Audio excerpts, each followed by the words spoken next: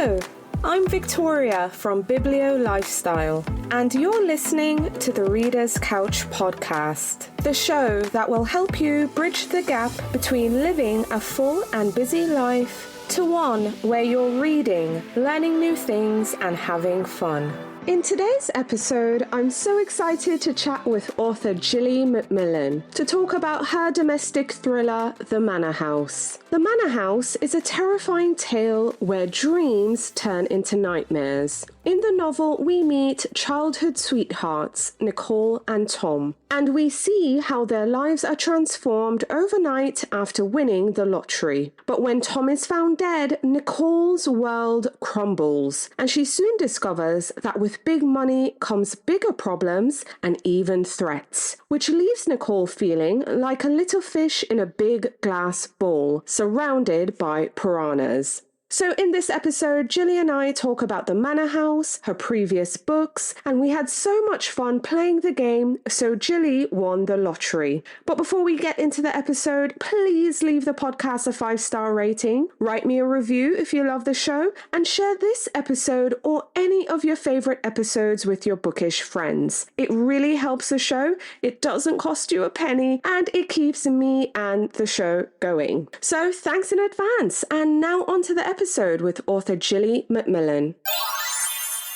Hi readers, welcome again to the Reader's Couch. I'm your host, Victoria Wood, and here on the couch with me is the Sunday Times and New York Times best-selling author of numerous books that have been translated into over 20 languages, some of which include The Nanny, What She Knew, The Perfect Girl, and The Long Weekend. But she's here on the couch with me to talk about her latest, The Manor House. Please welcome to the couch, Gilly Macmillan. Hi, Gilly. Hi, Victoria. Thanks for having me. Yay, I'm so excited to have you on the show. Can't wait to chat about the Manor House.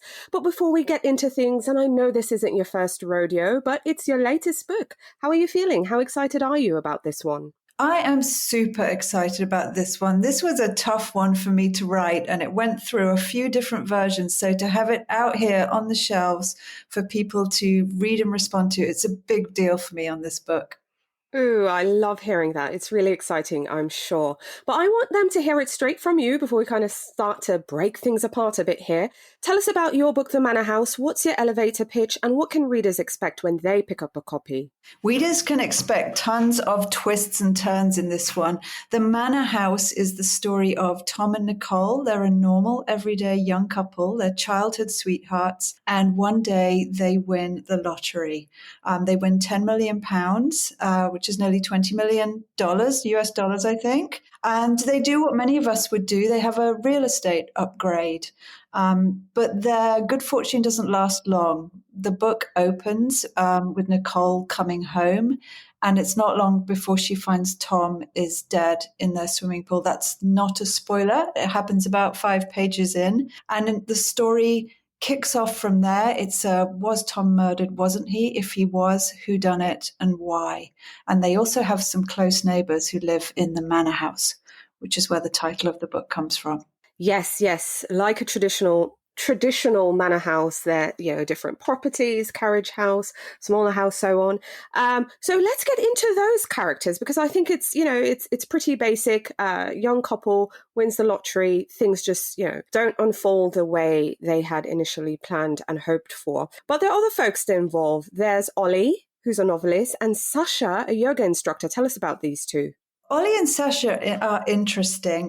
They live in the Manor House, as we've said. They have a housekeeper called Kitty who also lives there and works for them and does rather a lot for them. Sasha's a kind of influencer type. She has a yoga business that she's trying to build, and she loves to make use of this amazing location they have in the Manor House. She does a lot of Instagram posting and that kind of thing. And Ollie is a wannabe novelist. He loves to write. He loves to write in the best room in the house. He loves to have people to be deferential to him, but he hasn't quite written a book that's got published yet. But he does believe in his own greatness. So he's a real interesting one. Yes, absolutely. I found him very fascinating indeed. Now, like you said, it's not a spoiler to say Tom is killed. We're trying to figure, okay, who did this when he's found dead in the swimming pool. But then his friend comes along, his oldest friend, Patrick, after Tom passes away to just, I guess you'd say, be there for Nicole, kind of should be, I should say. When a friend comes by, they should be more there to offer comfort and so on. But I think Patrick's there for reasons we're also trying to figure out as a reader. Tell us about Patrick. Yeah, Patrick's an interesting one. I enjoyed writing Patrick. He turns up really soon after Tom's death. And what I should have said is that Tom and Nicole live in a really extraordinary building. It's called the Glass Barn, and it's a smart home. And I did a ton of interesting research into smart homes, including Bill Gates's, as I was writing this book. So Patrick swans in and he's there to help Nicole. She doesn't really have mastery of this house. And while he's not necessarily that close to her emotionally to help her through her grief, he offers to be awfully helpful with everything else. And I think as the reader, I hope you won't be able to help yourself wondering what Patrick's motives really are. Yes, I think that's what I was thinking most when I was reading is, why is Patrick really here? What is your purpose, sir? Because again, if a friend were to come round, it would be primarily to offer comfort. So we are questioning Patrick's motives indeed. But also there's a lead detective in charge of investigating Tom's death. Tell us about him.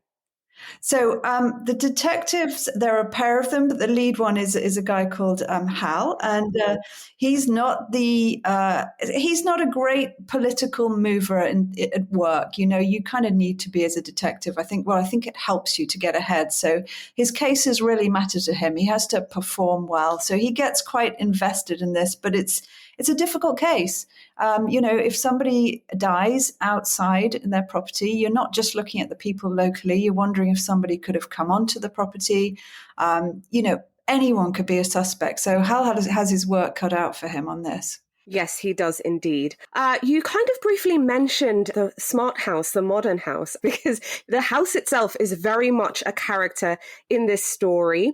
You also shared that Bill Gates's house you looked into as well. Tell me about the inspiration for the smart house in particular. It really was Bill Gates's house. I went down the most sort of deep and complicated rabbit warren on the internet looking into all this stuff. It was great fun. Bill Gates's house, if you want to look that up for yourselves, it's full of incredible smart features, as you might imagine. Every room is temperature controlled. The house knows who's in it and where they are. If you play music in the house, it follows you around from room to room at the volume that you like it to be at, and all sorts of other security features. So I spent a lot of time reading about that and thinking about how to incorporate it into my story. And also I thought a lot about ways it could go wrong. Yes, because technology can go wrong. From time to time. I mean, even, sometimes just recording a simple podcast and we can have hiccups, but Gilly and I are pretty good here today. But tell me about the lottery bit of it, because I think that is something we daydream about just as everyday people at least once. I want to feel everyone has daydreamed at least once. What it would be like if they won the lottery, what would they do? What would they buy? Tell me about that element in the novel and where did that inspiration come from? Firstly, I was thinking about writing a novel about pyramid schemes, not sort of big Bernie Madoff style, but the local ones that can infiltrate local communities and really tear apart friendships and relationships and neighborhoods. But that was hard to make work in a novel. So it was actually my agent who said, what about a lotto win? Because I think money changes people. And it obviously is often a motive in crime stories. And I really wanted to look at that in quite a bold sort of way. So I went with the lottery idea. And it was really interesting because I wanted to explore how it changes relationships, how it changes how we feel about people, what people's expectations are about one another when money comes into the equation, and what it's like to have such an immediate change in your circumstances. And I was speaking about this at a book event recently, and when I was doing a signing afterwards, a woman waited right to the end, and she came up to me and she whispered to me, I won the lottery. And then she said, and my friends don't think it's changed me. And I thought that was such an interesting thing to say. That is interesting. I mean, I've never met anyone who's won the lottery. I've known by extension, like, someone's in your town and your family's like, oh, so-and-so won, but you don't really know them directly. So I can't really say, but I think that would be rare, don't you think? That someone has won, it hasn't changed them, and their friends, they still have their friends intact. I think it's rare. And it was another thing I researched, and there are so many people who seem to have blown all their money, all their family relationships. I mean, these are the people who make stories in the press, so perhaps there are a bunch of really well-adjusted lottery winners out there, but I do think it would change you, even if it gave you, just to give you the sort of insecurities that Nicole has in the book about how to be rich. She's worried about how to be rich, how not to be judged by other rich people, that kind of thing. Yes, it's quite interesting. I think it's also complicated, and at the same time, there could be several different outcomes. But I think the one I struggle with is whether or not a person would change, and if they feel they haven't changed, how do the people around them who knew them before perceive them? Because I think, it's difficult not to, especially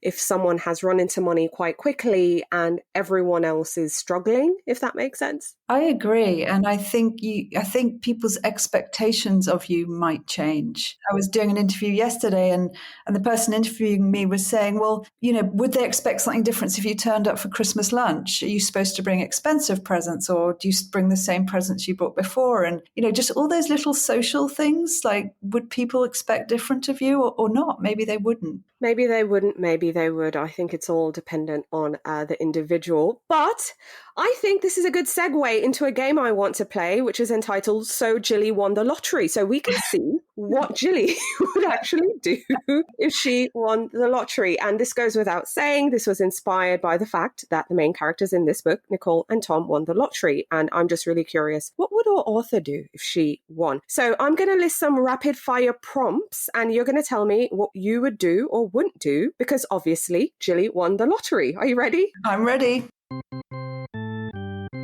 Yay. Okay. So what is the first thing you would do if you found out you won the lottery? Buy a new house. Ooh, buy a new house. Would you take the lump sum or do the annuity? Lump sum. Lump sum. Well, you said the first thing you'd buy is a house. What would the second thing be? A dog. Dog. Okay. How soon would you quit your job, or would you stay employed? I would stay writing. I love writing. Who's the first professional you would hire? Oh, a personal trainer. Personal trainer. What other professionals would you hire? Oh, probably a landscaper for my big new garden. Mm-hmm. But not too many people. I like my privacy. Yes, same here, same here. Would you go on vacation, or would you buy a vacation home? But where would you go? What would you be doing? Give us the details. I would do both. I would go on a big tour of Europe's capitals, all the beautiful luxury hotels, and see all the things I've dreamed of seeing. But I'd also buy a vacation home somewhere beautiful and secluded, maybe somewhere in France or Italy. Yeah, I like that. What luxury item would be top on your list? Oh, because I feel old these days, a really comfortable mattress. Yes. So boring. Listen, that is such an underrated thing, but I would pay anything for a good mattress, but also pillows, because I find myself going through pillows like nobody's business. Yes. So if I could get something custom, I would do that. What would you do for your family and friends? I would try to make my children and my mother secure. I think give them some security, help them with property. Friends, I don't know. I think you'd have to be careful with that one. If someone was in need, I'd try to help them. But it's another question, isn't it? Where do you start and where do you stop? Yes, for sure. What charities would you support? I would support charities for children in need, children in poverty, children with illness, children whose families needed support, and animal shelters. I love animals. Oh, I love that. And last one, what else would you do that I didn't think of asking you today? I think I would hire. Actually, I need to add someone to my staff list. I need an assistant, a research assistant for my books. Yeah, I think that would be helpful, because then you can write more books. Yes. And we can have more things to read. Gilly, thank you so much for playing the game. You're welcome. Thank you for the game. It was fun. Oh, I love it. So in addition to the Manor House, right, you've written several other books.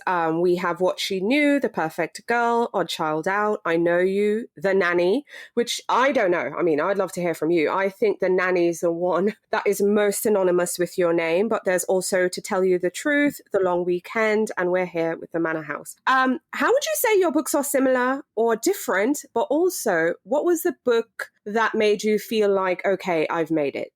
I was lucky enough that my debut, which was What She Knew, was the book that really launched my career and made me turn me into a writer, actually. What She Knew turned me into a writer, absolutely. It was a very successful book. I was very lucky with it. And I think that since then, I've been just trying to kind of, blah, blah, blah. Sorry, Victoria. 1, 2, 3. What She Knew and Odd Child Out are detective stories, so they're more in the crime genre. And then I've also written a bunch of psychological thrillers, of which The Nanny is probably my favorite and the one that's closest as a read to the Manor House. Yes, I think it's closest for sure. But how are your books similar or different, would you say, outside of the two detective stories? Because I agree, you have those two and then the rest are standalone psychological thrillers. How are the psychological thrillers similar or different? Do you find yourself going back to one thread? I think I like to look at the fact that people are never straightforward. They are never black and white. So whenever I write a character, I'm looking for all the sides of their personality and how I can play with that in the plot. And that's something I enjoy when I read, how characters turn out to be not quite who we thought they were in all sorts of different ways. Right, right. And how do you keep readers guessing as a mystery and thriller writer? What's that one element that you try to always include, but also keep us guessing? I don't plot my books, so I often don't know who done it when I start writing. And I think that's one way that I keep the suspense going for the reader, because I'm keeping it going for myself as well. And I think that's something I've tried to do with all the books. It can be a problem. It gives you difficulties as you're writing sometimes and leads to a lot of editing, but it does keep things fresh for you and hopefully for the reader too. Are you working on any other projects now? I mean, as readers, we tend to be a bit greedy, especially with thrillers and mysteries. We just eat them up and spit them out. So are you working on anything else? I've had a slow year because I'm trying to write a slightly different thriller. So I've slowed myself down a bit from my usual book a year pace. So I hope readers will be patient with me, and I hope to have more news about that soon. Ooh, now I'm excited. Is it still going to be a thriller? What's the different element? What are you trying to do different? Is it like a different genre kind of, or a detective novel? What are you leaning towards? It's a thriller, absolutely, because I love to read thrillers more than anything else. I'm leaning away from a domestic thriller into more kind of maybe slightly dark academia-y type area. Ooh, okay. I'm definitely interested. This is going to be fascinating. Okay, I can tell you can't tell too much right now. You're probably still fleshing it out. But if you could look back, because rightfully so, your first book, your debut, What She Knew, really catapulted you. And I think everyone knows The Nanny, The Long Weekend, and many others. If you could tell your younger writing self anything, looking back, what would you tell her? I would tell her to 3 words, and I say this to all debut writers or people who want to be published as well. And those words are hold your nerve, because writing, like getting started in a lot of careers, is tough, and you have to make a lot of decisions and you have to stand by them. So hold your nerve. Hold your nerve. Easy to remember. I like those 3 words. Getting into your reading life too, because we love knowing what our authors are reading, but I want to go all the way back. You love thrillers, you love the mystery. What was that first mystery or thriller that you read that really captivated you as either a child or young adult? Well, I used to read all the famous 5 adventures. So I think I got a taste for, kind of mystery stories when I was very young. But the books I really, really loved were ones that packed more of an emotional punch. So I loved Black Beauty and I loved White Fang by Jack London. And then when I was a teenager, the book I really loved was The Outsiders by S.E. Hinton. And I think all those books made me cry. Oh, I love a good emotional read. And, it's interesting you should say that, because my pitch for this book is that it's a good mystery, but you really give us a good psychological drama as well. So we're trying to figure, obviously, who killed Tom and why, but we do get drama in it as well, which can stir up emotions. So okay, I can kind of see that. That's very interesting to know. But what was the last book that you finished reading now that you would now recommend?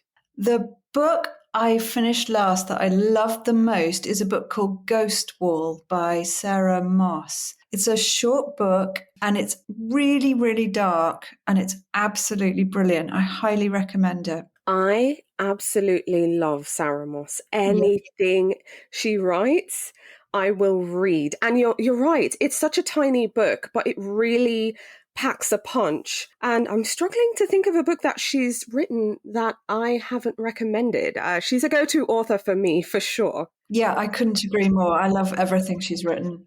So good. Outside of mysteries and thrillers, and you just recommended Sarah Moss, and she's neither. What are your go-to genres?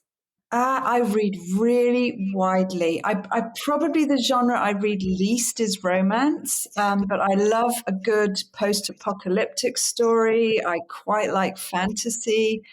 So I really go to anything that keeps me turning the pages. What books are you looking forward to reading in the year ahead? Oh, so I always look forward to new releases by Mary Kubica, the thriller writer, and she's got one coming out called She's Not Sorry. Also Heather Gudenkauf, who's got one coming out called Everyone is Watching. So I will be buying those books. I love their books. And there's one on my shelf. It's actually already out. James McBride's Heaven and Earth Grocery Store. That's on my to-be read list, and I cannot wait. I love that. So in addition to loving books and reading, sometimes readers fall into a bit of a slump. We have or reader problems too. Either there's someone listening who's struggling to find the time to read, but like I said, they're reading, all's going good, but then nothing seems to be catching their attention. They fall into a slump and nothing seems to be working for them. So share with our listeners what has worked for you when, one, you're in a slump and you're trying to get out, but also how do you find more time to read? Ooh, I'm going to say I've never been in a reading slump. And I think that's because I have so many books on my bedside table that if I don't like one, there's always another there that I can enjoy. I think I read obsessively. And in terms of helping someone find time to read, if you know the answer to that, I would love to hear it. I think we all need extra hours in the day for that. I for sure struggle with finding more time to do all the things. I often recommend for you're a voracious reader, but I often recommend for someone who hasn't read in a really long time to prioritize reading. Put it on their calendar. Think of it as a doctor's appointment you don't want to miss, because if you miss the appointment, you're going to have to wait a while to get back in. So find that time. Yeah, find that time that works for you. If it's in the morning, in my case, early mornings are when I have my alone time. So that's when I'll read or journal or just do the things I can't do when everyone's pulling for my attention rather, but also late at night. So that's something I do. Always have a book because I'm always waiting. I'm either in a carpool line, again, doctor's office, just waiting on someone, or I arrived early. I'll try to always have a book on hand to read, kind of like you do with the nightstand. So Yeah, absolutely. And sometimes I read when I'm having my lunch or anywhere I can fit it in, really. Yes, and audiobooks seem to be working for a lot of listeners. They listen when they're doing chores, when they're commuting. So whatever works. Once you're able to just squeeze some reading in, I'm happy, but it's also good for you too. So it's some good you time.